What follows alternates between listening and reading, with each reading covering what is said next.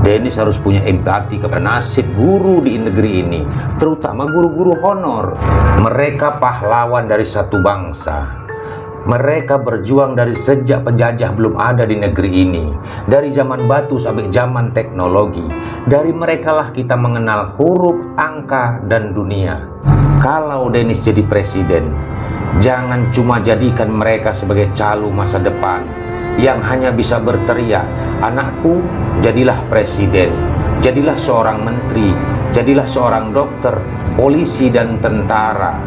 Namun ketika mereka sampai kepada tujuannya, seorang guru tetap tertinggal tak bergerak di tempatnya. Rubah semboyan pahlawan tanpa tanda jasa itu. Karena banyak pahlawan di negeri ini yang memiliki monumen, bintang di bahunya, bahkan pemakamannya diiringi oleh letusan senjata dan peluru sebagai penghormatan.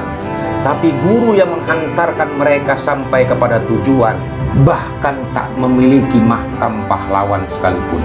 Anakku, kalau kau nanti jadi presiden, rubahlah lagu Umar Bakri dan sepeda tuanya. Mengabdi sepanjang tahun dan berakhir hidup miskin di hari tua, berteman tulang berbalut kulit, tanpa seorang pun yang bisa mengingat jasa-jasanya. Perhatikanlah pahlawanmu yang sesungguhnya. Guru adalah gerbang kemajuan suatu bangsa. Namun di negeri kita ini, undang-undang perlindungan satwa langka lebih dulu ada dibandingkan undang-undang perlindungan guru dan dosen.